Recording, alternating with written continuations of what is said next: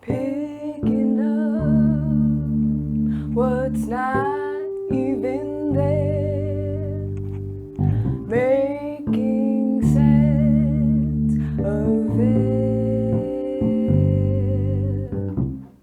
What can I say to what we don't know?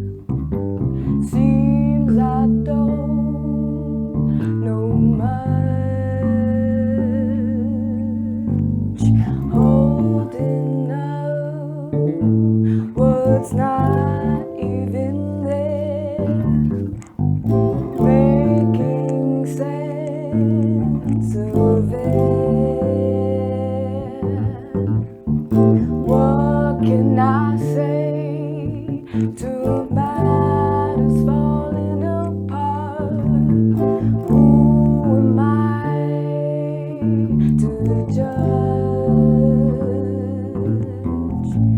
I'll stay quiet when it's cold outside. I'll stay quiet when our lives are in danger. I'll stay quiet, I'll protect these lives. I'll stay quiet, no need to share painful insights.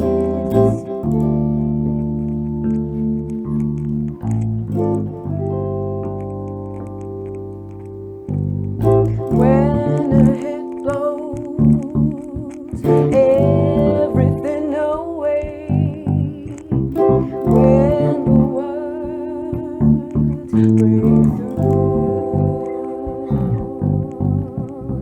what can I say when the structure crumbles?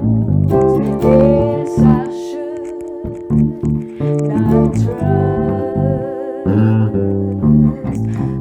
I'll stay quiet when it's cold outside. I'll stay quiet when our lives are in danger. I'll stay quiet, I'll protect these lives. I'll stay quiet, no need to share painful insights. I'll stay quiet when it's cold outside. I'll stay quiet when it's cold outside. Yeah. All right. Well, that was a fun little song. Oh, yeah, funky. Yeah. This is Tiff's song. This is T4T's right here. Hello. Let's see. I'm going to do a little switch here. All right.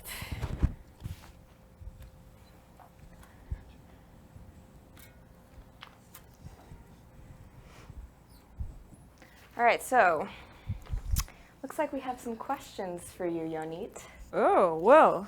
Well, before the question, I do want to introduce the song, though. Great. Because Great. Tiff and I, for those of you who don't know, we played together. This was her music. We played around usually with a full band. Yeah. But we did a little intimate bass and guitar and vocals kind of. Super intimate. Yes, but yeah, we play around. She has great music, and you're more than welcome to check it out. Okay, and now I know, yeah, there's a conversation with me, right? Yes. That's the plan? Okay. That is the plan for today. Okay. So All right. people want to know more about you. They want to know who you are. All right. And tell me, how, when, why did you choose the bass? All right. Yeah, so that was a few centuries ago. I actually started bass A few I guess centuries. It was wow. centuries ago, yeah. No, I started bass.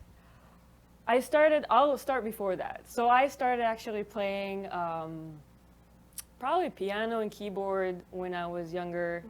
I don't remember this, but I know that I had a keyboard teacher that fired me when I was 6 because I didn't practice. So I was fired. You were fired. As a student. Oh my lord. I was fired. And I always loved music, but I never could relate to instruments. So I tried piano, but classical piano was it was too hard for me, I think, to handle. And then when I always fiddled with my mom's guitar. She had an acoustic guitar. And at a certain point, we had a little trip for my school. It was a middle school, and we had a day trip to the conservatory. And they showed us all the different instruments in the different classes. And I remember seeing the bass, and I was like, man, that's so cool. That sounds so good. And the day after, I went to my parents, and I was like, I want to learn how to play bass. I don't think they knew what it was, but they were like, okay, Yeah. sure. And we went to the conservatory, and somehow the director convinced me to learn how to play guitar for a couple of years before. He said it's mandatory before bass. It's not. I've learned that it's not. But yeah, I just like the way that it sounds. And I remember the first lesson with my awesome teacher, Moshe Ben Yochana. He asked me, why did you start? Why did you want to learn how to play bass? Is that Flea? That's what he said. And I was like, no, I kind of like the way that it sounds. Yeah. And he said that it was a good answer, that it was the correct answer. And yeah, I remember, I think the first song that I ever played was Only When I Sleep by The Chorus, which is the most basic bass line, and I loved it. And that's it. It was magic. Ever since, that's what I do. Took off from there. Yeah. Cool. I And how still long like were it. you playing bass for? How long was I playing bass for? Well, I guess When you started, I guess. How many years has it been? it's been 16 years. Okay. Yeah. On my birthday. I remember starting on my birthday. Cool. Yeah. Nice. Sweet 16 That's a for my good bass birthday. playing. Yeah. Birthday kickoff. I Yeah. like that. I like that. So yeah, your videos are doing pretty well on YouTube. Some may call you a YouTube star. And collectively, you have more than 3 million views. I did not know that. That's pretty cool. Can you share your thoughts on that? How does it connect to your online teaching at Lessonface? Yeah, it started from my online teaching. Okay. I started as a teacher on Lessonface, and we just started collaborating because Lessonface had the YouTube channel. And yeah, we started with a couple of videos to help with timekeeping and slap, and that took off at a certain point. And then my recent video, one of my recent videos, the 5 tips, really took off, surprisingly and very overwhelmingly still. I cannot believe that so many people actually watched me. That's cool.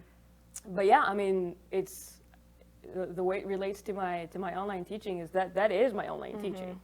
I know it's a little bit controversial sometimes, my videos, but I think, it's really it's what I do. I don't try to do anything special, I guess, with the videos. It's just the way I teach, which sometimes is a little bit silly, and sometimes is a little bit funny because, the lesson is not too much fun if it's not funny and easygoing. And I think that's perhaps what people found it to be unique. But yeah, so I guess that's also that's the way it relates. The way that I teach is pretty much the way that I do the tutorials also, but also with an interaction with another person. But yeah, it's pretty cool to be able to reach so many people through YouTube and through the lessons on Lessonface. Yeah, I mean, I love the whole concept. I wish I had this growing up, honestly, when I was trying to learn an instrument, because I remember digging through trying to find old DVDs that my dad would source from God knows where to try and learn how to play things.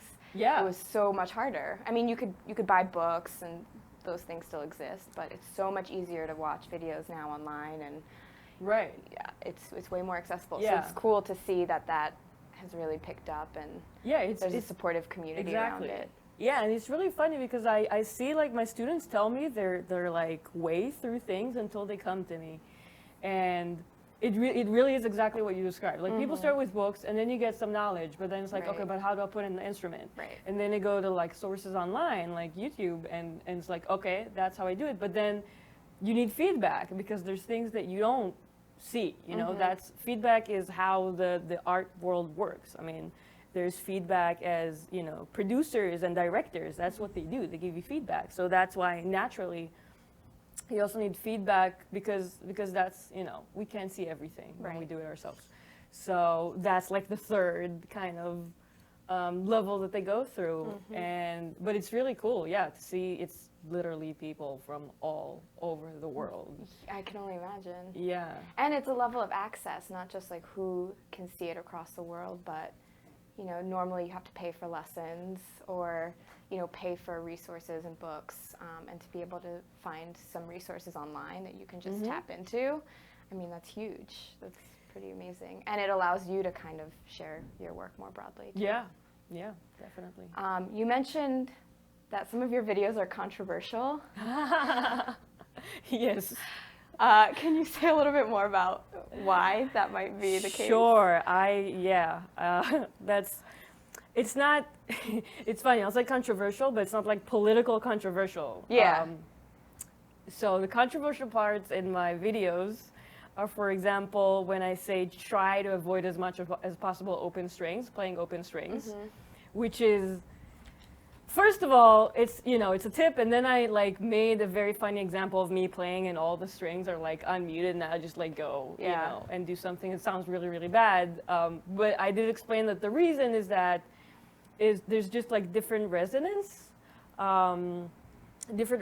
between, I can just demonstrate it, you know? Yeah, that'd be great.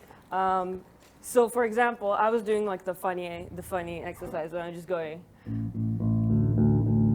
which is obviously not the real reason, but if I'll play, you know, a groove, and then suddenly I'll go to an open string, you hear how it's like way louder? Right. Even though I can control it, and even though like obviously I can mute it more with my left hand, but still the resonance is there. So, you know, live performance, it could go, but especially if I go into the studio, it doesn't really go very well. So, but people were so upset. Really? When I said try to avoid open strings, which, you know, obviously every case is to itself, and it's just a tip, and I'm generalizing, but that was huge controversy. So, yeah, I didn't know that I could be so controversial until I came to YouTube. So. Right. Well, that's kind of the other side to putting things so openly online is, you know, a lot of people can see it, and that's a great thing, but also a lot of people have very strong opinions about different techniques and ways to approach music. And it becomes this really incredible ground for discussion. For a lot of discussion, But, and I guess at that point, you know, you just gotta know, who to listen to. Right. You know, and it's everywhere. I mean, if there's people who don't want to listen to me, that's totally fine. You know? Well, yeah. It's all good. But yeah, that was, sorry, I'm going to put this down because I'm afraid that this is going to fall. That was a controversy. But I hope people do listen to you, and rumor has it that you are working on a new album.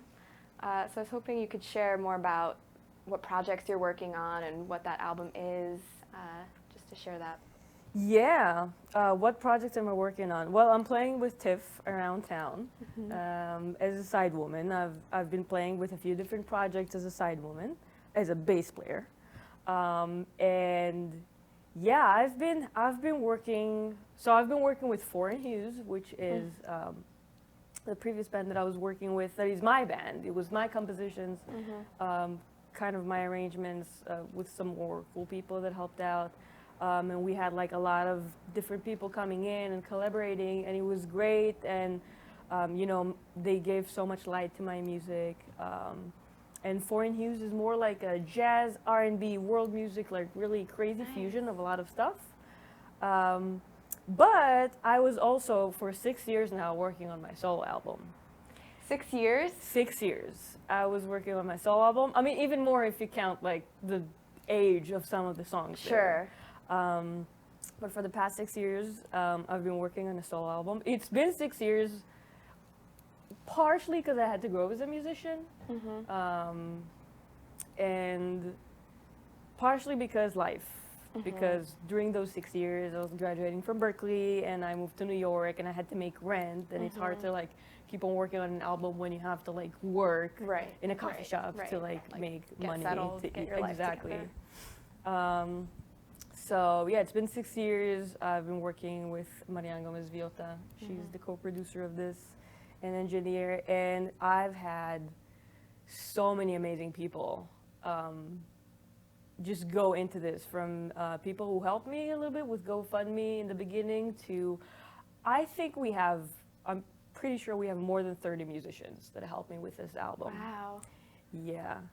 And so it's a little different genre-wise than what I do as a bass player. It's more like a folk, obviously very influenced by like jazz, R&B, funk, and stuff like that. But I think it's very, very relying on kind of indie folk vibe. And I'm singing the whole album. That's my lead vocals, and I also do background vocals. And that album, it's actually, I have an album of like 11 songs, and I decided to split it to 2 mini albums. So, oh, okay.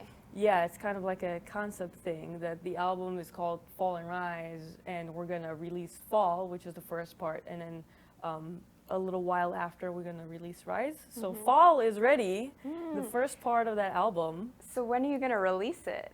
It looks like it's gonna be April. So soon. Right around the corner. Yep. It's got 6 tracks that Check it out, April. So proud of. I really love what we came out with. We just finished mixing, and it's been sent to mastering, and the artwork is in the works. Right.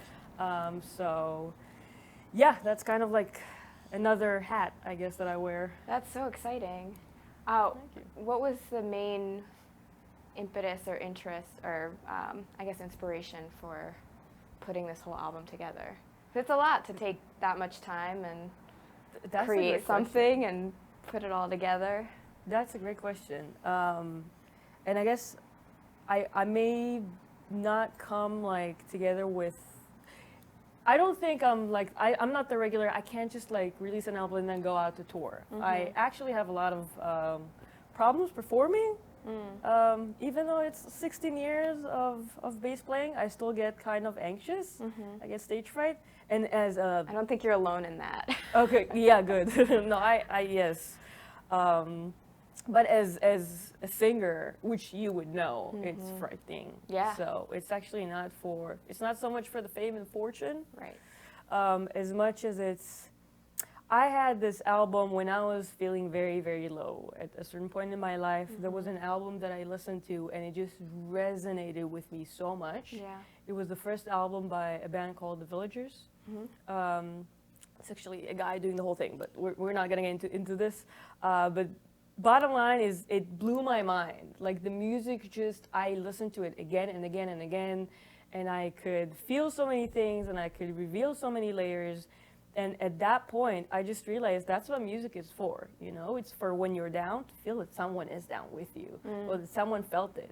That camaraderie, just that community, feeling like you're supported, and exactly. people have been where you've been. Exactly, that you like influence even one person with your music, and you make them feel like they're not alone, or like help them. There's this great quality of music that when you feel happy, it can elevate you to happier. Yeah. Or when you feel sad, you could enjoy sadness. I like discovered it in a very, I guess strange setting, because we'll discover it in totally. It's comforting. Exactly. Yeah. There's like something comforting, nice, and like easy with just surrendering to like a sadness or a bad feeling, which I feel like art is here to help us. That's what movies also do, you know? When you go out from a movie and you feel like, oh, that was intense, that was tough, but that was so good. I like felt something. Yeah. So I guess that's the kind of thing. Not that you would, leave feeling that, listening to my album. It's not that sad, but that's why I started making music of my own, I guess, which again is very different from my bass playing. Right. So I think my followers are gonna see something very different. A new side of Yonit. I like it. I guess we've had conversations about your philosophy on bass playing, which I just think is always really great to hear about because, you know, you have the virtuoso bass players who just kind of show off crazy skills, and that's really amazing. But then you have bass players who, in a band setting, and you know, because we play together, it's like, hey, I'm here to really support what the vision of this song is, right. And you know what that's supposed to represent, what that means. Can you talk more about that? And yeah, definitely. Yeah, I guess, well, when you're a musician, you compare yourself all the time, you know, and there's just there's luckily so many different ways to be a musician, so many different aspects. And yeah,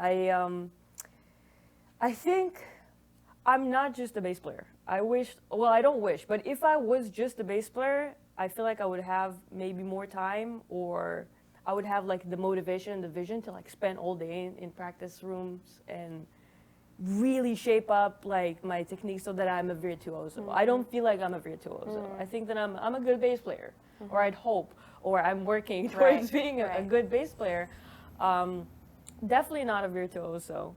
And you know, I do love being a side movement, and I think that's what I preach for in my videos, which might be another side of their controversy.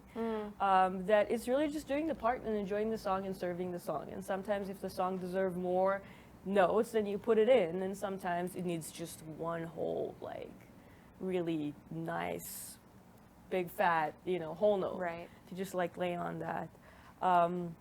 We see a question that we have with who are my favorite bass players, which is a great question, but you know, here's the thing, and this is kind of embarrassing. First of all, I am so bad with names. I am so bad with names. Just in general. In general, and especially with musicians, that I'm even like afraid to like start saying names because I'm just like, I really fear that I'll you know, get them wrong. Yeah. And then everybody will laugh at me. But the thing is, I like bass playing. I don't necessarily follow anyone specific.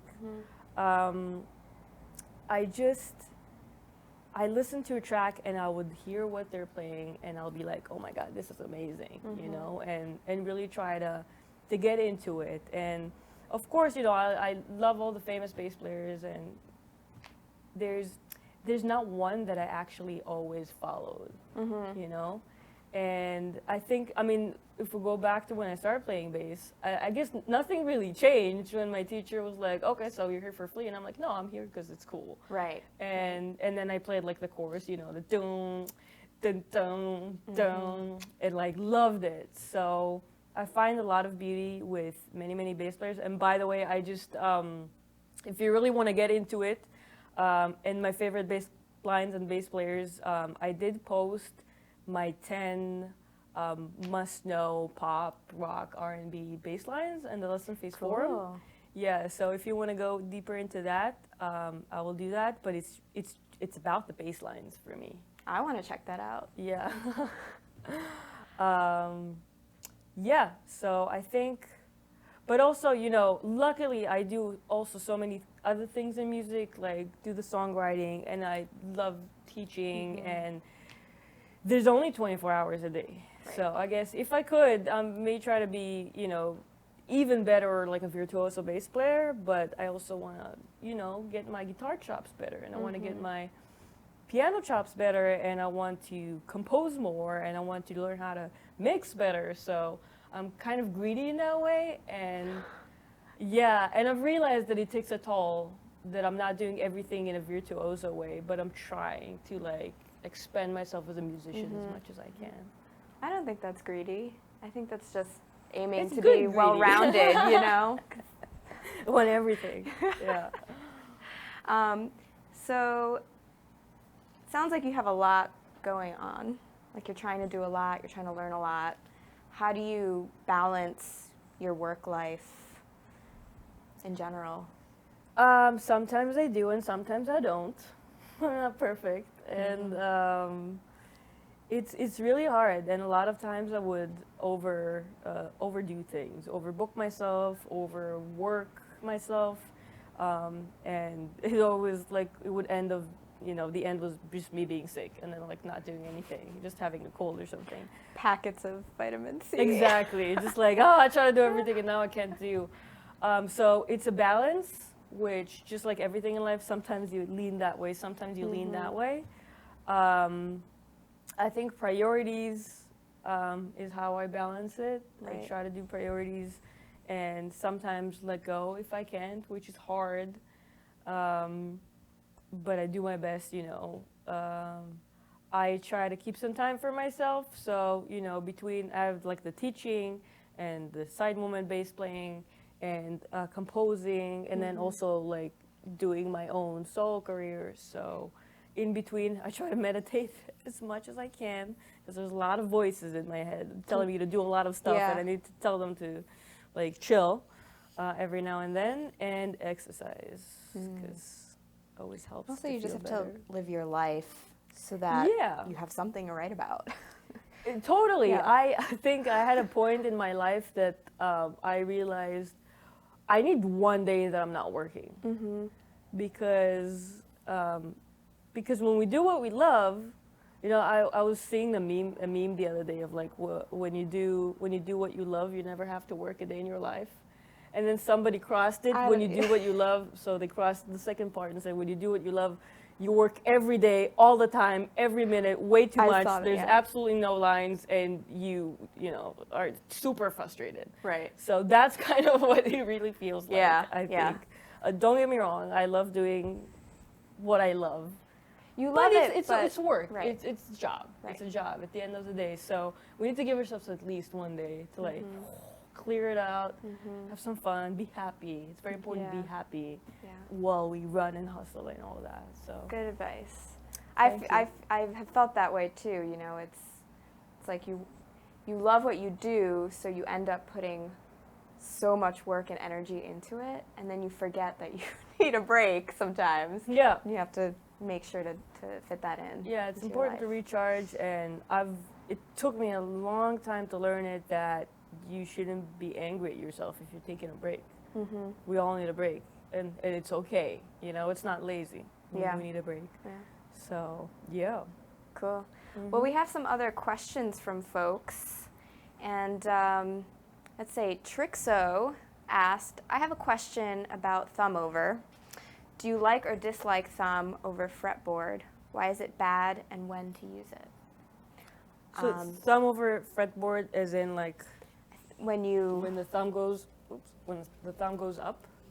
And I think that's what he means here? when it goes over. Yeah. Yeah, I like that. For me, that's very uncomfortable. That's very like not healthy for my hand. So what I usually do is I have my thumb like in the back, and I try to have as much like flexibility as possible. So I don't really have to like work too hard because this is just, see, my whole wrist is kind of like stressed out. So I guess I'm not a big fan, but then again, I mean, I don't know, maybe hands are really big.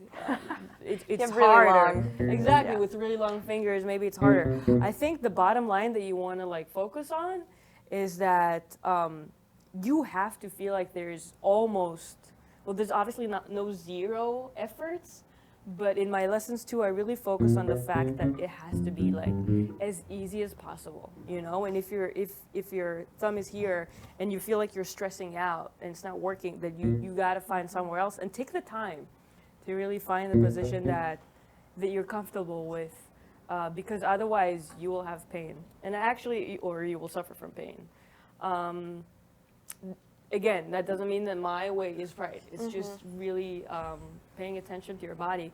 And I played double bass for a very short period of time when I thought that I could handle taking it from one place to another. And, obviously there's more reasons why I quit that. Right. But I had a really good double bass teacher, and he said that when we play any instrument, it's not natural. Like, our hands, our fingers are not meant for us to play an instrument, and they're meant for us to like grab things and eat them, or like, you know, grab a different person or an animal. Like, it's not meant for bass playing, for guitar playing, for saxophone playing. It's not meant for any of it.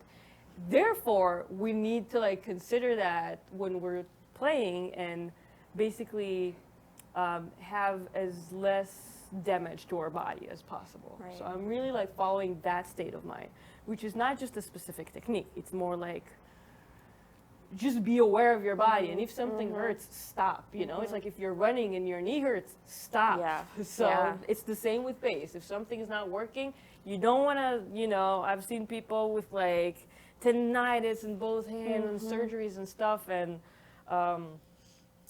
it's something you want to avoid. Yeah. So more than like focusing if one thing is right or not, it's what is right for your own body.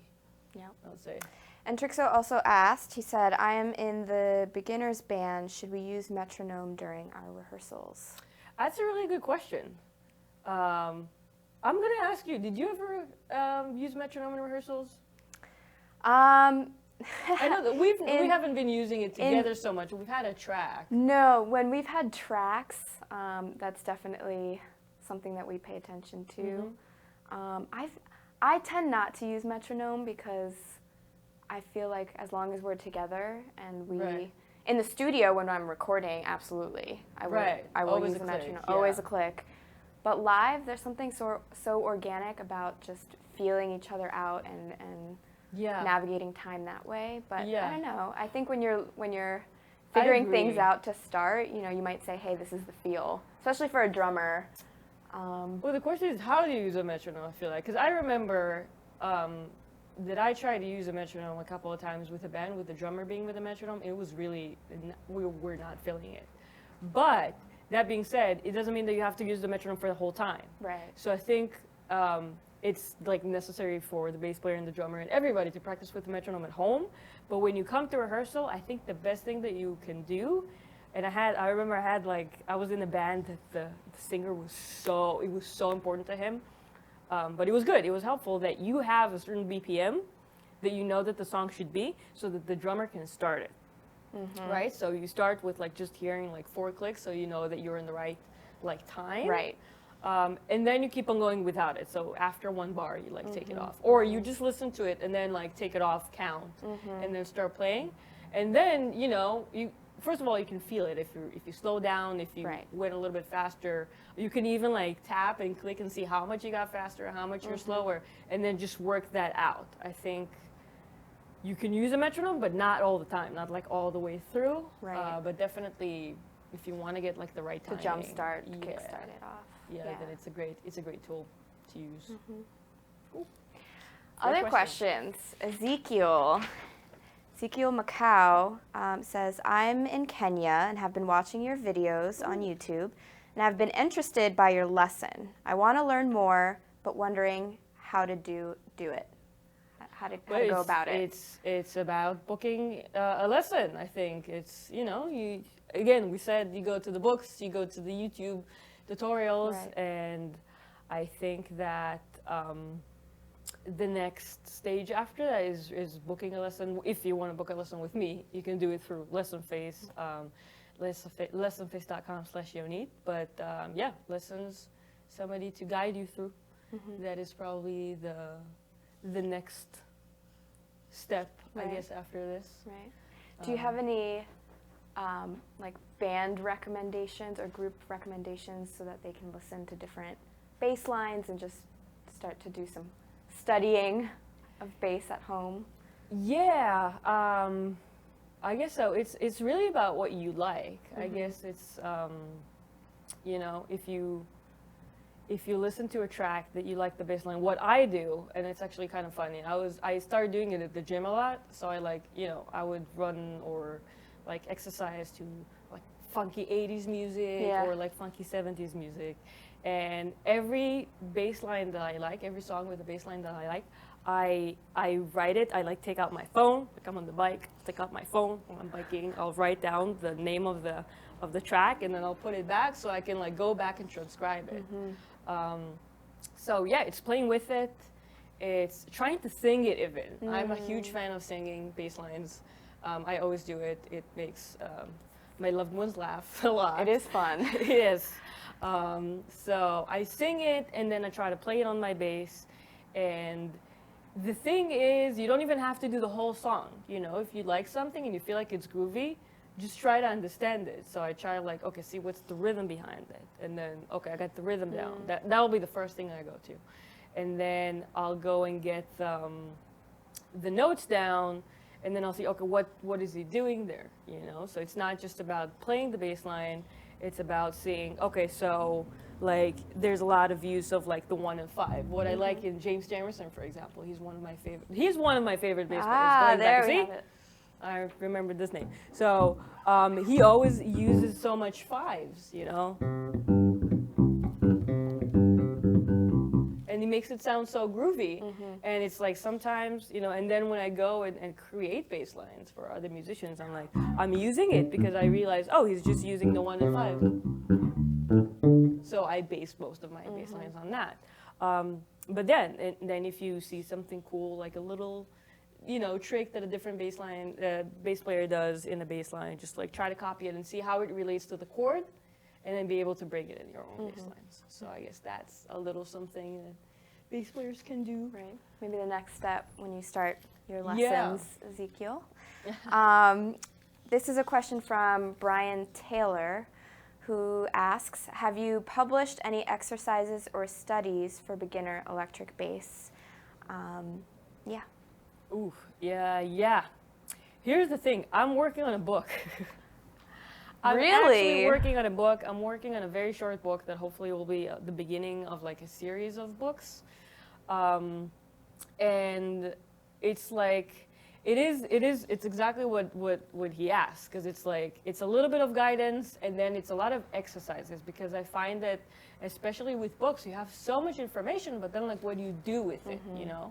And when you're playing an instrument like bass, it's different than like a saxophone. Saxophone, you know, you'll see a saxophone player practices in a room, and they can do like whatever they want, and basically they'll just go and do the same thing with a band. But there's so much to practice when you're a bass player, listening to the drums, listening to like the keyboard or guitar. So what I did with a lot of my students that I noticed that really worked is that I just create play-alongs. So I make like a cool drum track, and I do some guitar and some keyboard, and then I write bass lines that they learn from. So we learned some rhythm, we learned eighth notes, we learned you know, some chord shapes, and then they put it in a bass line, because it's another like set of skills to be able to play with the drummer and like on time and with the track and see how it fits in.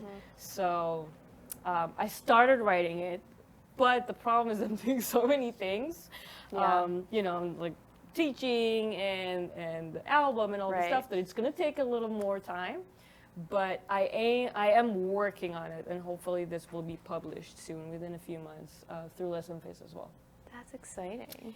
It is exciting, cool. yeah. There's so many cool things that I get to do in my life that relates to music that are very cool and fun. Very, very cool. Thankful. Yeah. I mean, things I didn't even know you were working on. I know, I'm hiding a lot from you. Yeah, clearly. So we have another question from John Myers, who asks, how do you get away from root notes when playing gospel songs? You know, I think it's exactly the same. It's the same way that I would get away from root notes when I'm playing almost every other song. And especially gospel, I guess gospel, it does have a little bit more to do with jazz. So I think my number one rule, as always, is start with the root note. When you want to get away, I'm trying not to you know, just drop the guitar and break it. When you try to get away, so I'll start with the root note. Let's say we're starting with C, right? So the next thing I'm going to go to is, like I said before, the good old James Jamerson rule is go to the 5. Then things that I would add, you can add a lot of things. So you can either think about this, let's say that I'm in a major, right? You can either think about this as like a sept chord. So you got those 4 notes to work with. So you can just venture to the 5, and then you have like 3 notes to work with, and then you can take the 3rd into this. In gospel, there's a lot of like cool chromatic approaches that you can use. So that's another thing that you can get away but also get back to the root note in some way. What I like to do is so you got like, you start from the root, go into the chord, then you venture out if you want to a scale or a mode. So for example, if this was, I don't know, like Lydian, or if this was a major, I would go there, so, you know, and so on. What I like to do is also throw some color tones, you know, like tension, so you go into the 9. But again, you have to compensate, you know, so if I'm throwing a 9, I'll go back to the 5 and then go back to the root. So it's like venturing out and then going back, and then venturing out and then going back. So there's a lot of different ways that you can look at it, and it's a matter of choice. Like for example, if you're like in the C for a long time and you like bass it, you know, it depends on like how much space you have. It depends on how much time you stay on that chord. If it's something that moves like every quarter note, you know, it's just like you're not going to be able to do much. But if it's something that stays, again, venture out the chord, venture out scale or mode, venture out color tones. I guess that's my attitude, more or less. So I hope that helps you with gospel or with other genres that are cool and groovy. Okay, yeah. I think we have one more question from Jimmy Jam. Jimmy Jam. Tips for singing and playing bass at the same time. Wow, that is It's a good question. It's a good question. I guess my annoying answer would be just do it. That would be the first thing. I remember I had one class. I was kind of doing it, I guess, since I started playing bass. Some of it managed to do it more, some of it not so much back then. And then the more it became second nature to me, just playing bass, the easier it became to like sing. So I would take it, like I would just do it, but I would also take it from like easier stuff, you know? So for example, if you got a song that the only thing you have to do in the song is play whole notes, and then you have to sing or talk. Right. Well, you do this, it's going to be easier for you. So start with something like that, you know, and also loop it. So start with something that is simple, and then go into like eighth notes, and then go into something more groovy that is like funk, you know. And what the class that I had did that I actually didn't really like is that I was supposed to read notes, like read what I'm singing and read the bass at the same time. Which was like, that's crazy hard. It was so intense, and also like why? Yeah. You know, so that's something that I feel like you don't have to do, especially when reading is involved, because reading is like a whole different animal to me. But what I really did like in this class is that we had assignments to like choose songs that we like and play the bass line and sing them, which is so much fun. And then when you don't have the pressure, like, it's not, oh, we have a gig, you have to sing the song and play it. No, it's like you do it for your own, like, musical journey. Right. And start with a verse, you know, and try to sing it, and then go to the chorus. And if you see that you're not on time, I would say first try to have the bass line set very comfortably so that you don't have to think about it so much, and then the singing will get easier as we go. Does that make sense?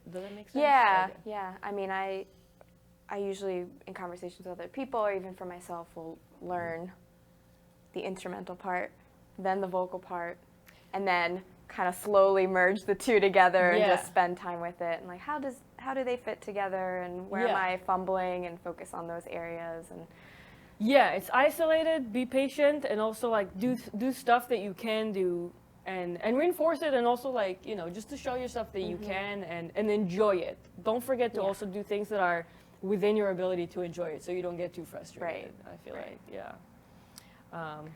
I think this is our next question. I hope I'm saying the name correctly. Well, I don't know if I can answer that, but you're more than welcome to. Oh, okay. The question is from Matu Satara, who asks, any tips for singing and playing trumpet at the same time? Well, my first tip will be change an instrument to bass. Perhaps. That might be a good start. I do think that it's possible, though. I do think that it's possible, but I won't. But I don't know. But you know, I wish I knew the answer to that. There's great trumpet players on the website that I'm sure will be happy to help you with that. Again, probably would want to choose an instrument that you don't need to like use your airflow for. Well, voice is an instrument too, so it's, you know, someone might be crazy enough to do it. I have a friend that plays recorders, and she can play a recorder and sing at the same time. Cool. She can also play 2 recorders at the same time. So, never say never. It's possible. You know, yeah. So, I guess that's it for that. But it is interesting the singing and playing bass at the same time. Circling back to my songwriter.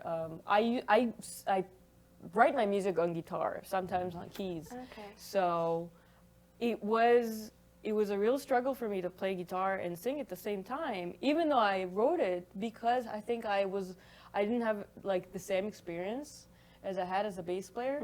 And what I realized later on in my career, that even though I'll write it on guitar, there's so many different, like, the skill set of learning an instrument like guitar or bass, it's not just about playing fast notes. I think that what I always like super ultra focus on is time. And it's something that I've seen every musician struggle with, like to a certain degree. You know, obviously you can have a lot of problems with time, and you can also have very little problems with time. But in an industry that part of our job is to record in a click, it shows everything, which is why I like working with a click when I practice too.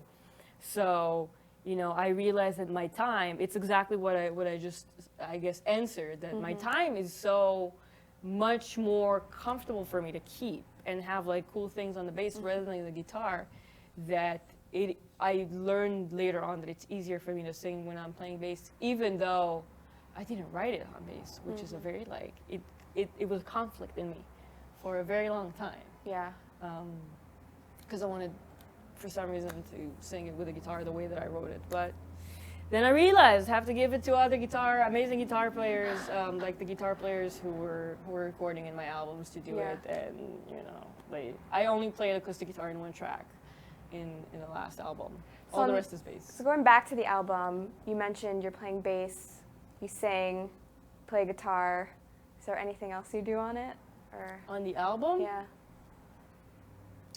I wrote the music and the lyrics. I co-produced just like it seems like you do everything. Like what are we missing? What else? I don't do anything, but I delegate, which I feel like is very important when you're a musician and you want to achieve things. Use your friends, use your network, use people who are talented and thankfully want to share it with you. So that's what I did. I mean, so I produced it. I mean, I co-produced it and led that whole thing, which was 80% logistics and 20% recording fun and stuff. So yeah, I guess I was the logistics person as well for it. Yeah.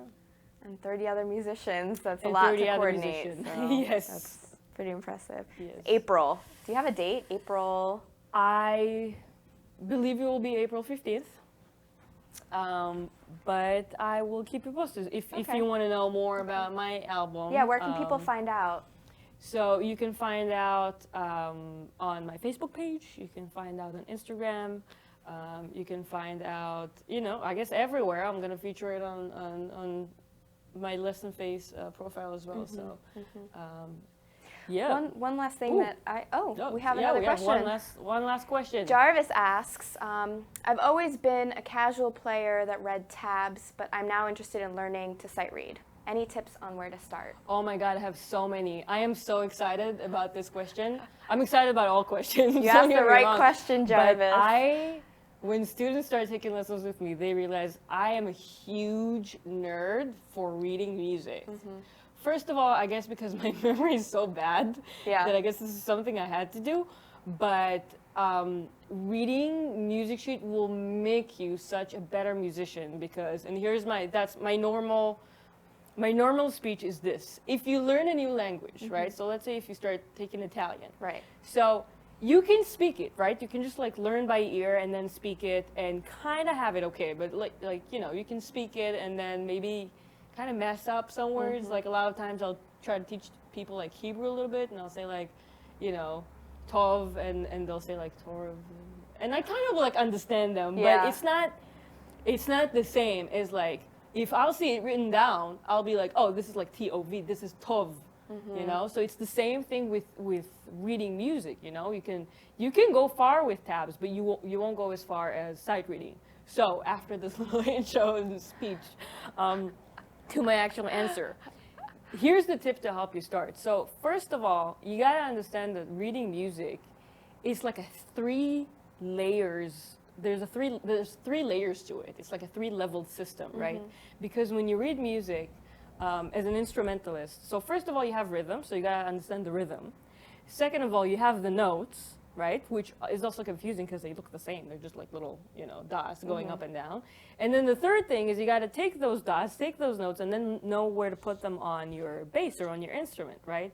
So that's a lot. That's like a huge process to get into actually making music out of it. So what I do is I separate it. That's my famous divide and conquer. So first of all, learn rhythm. Learn how to recognize the rhythm, right? So if you see a sentence that is like, you know, quarter notes, eighth notes, just say it. Ta, ta, te, ta, ta. And then make sure that you have this down. And then after that, put the notes on it, but don't even play it. Just say it. So like, you know, C, D, C, E, F, and so on. And then when you have this, when you already read this, you had the information, what you have left to do is put it on the bass. And you'll see that by simplifying this, it's going to be easier to read. And then you will actually be able to sight read and not just, you know, read notes, which there is a difference there. So I guess the tips is divide, you know, make sure that you got the rhythm, make sure that you can just read it without even putting it on your instrument, and then know where to put it on your instrument. And don't go hard on yourself, you know, start with a low level. There's no rush with reading. Yeah. I have one last question for you, which you know, something that has helped me grow and learn is just going out to see people live and seeing how they express themselves, how they play, different techniques, what equipment or gear they use. That's all been really helpful to me. So when can people next see you play live? When do you have a show coming up, or? I'm actually, so I have different times, I guess, or different like eras that I sometimes play a lot out, and sometimes I like stay in and work on stuff. I'm right now in my stay in and work on stuff mode. So you find me a lot in front of my Logic and just doing a lot of stuff, and in front of emails and kind of doing stuff for my album. I think my next public, I have like closed shows, but my next public show is with you. Oh, cool. Yeah, it's April 5th. April 5th. It's gonna be a coming, everybody. Was not trying to plug my own show, but cool. Yeah, come out to that one. Check it out. Yeah, yeah, we have like a French Rebellion thing too, but it's a closed event. But yeah, I'm mainly like within my stuff. But that being said, I do put a lot of things on online right now. So my music and some cool grooves, and I'm always, if you want to see me live, I'm always here on Lessonface. There you go. I can book a lesson. I was just saying. Now I'm, you know, putting my lessons there. But yeah, there's like times to do that and times to do that, and I feel like I'm really keep on working on my craft, and before you know it, there'll be a second album coming. So, which be super cool. Yes. I hope it does come. Yes. So, well, that's a great note, I guess, for closing, because since my next show is going to be with Tiff, we're going to play another song with Tiff. Very cool. Do you want to introduce the song? Yeah, sure. This song is called Daylight Savings, which is very appropriate given that Daylight Savings is March 10th, right? More Did I get sun. the date right? March 10th, more sun. So yeah, really just about losing time and gaining time and what that means for us as people. And yeah, I'm really excited to play this one with you. Thank you so much for watching and joining us here in this interview, and thank you for your questions. That was a lot of fun. And yeah, I'm gonna do this.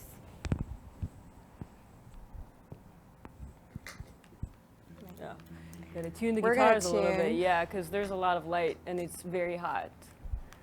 So the guitars can definitely feel that. All right.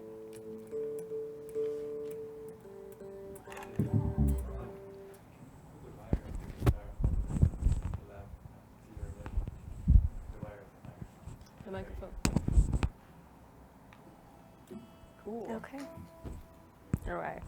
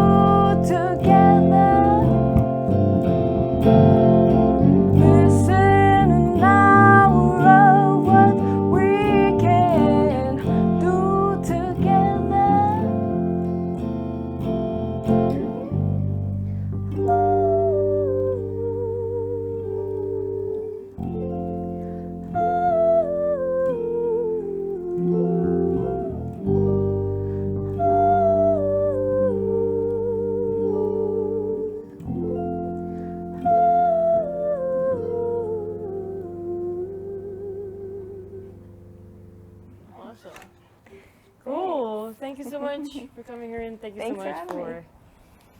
Yeah. Yeah. So good. Yeah. Check out Lessonface.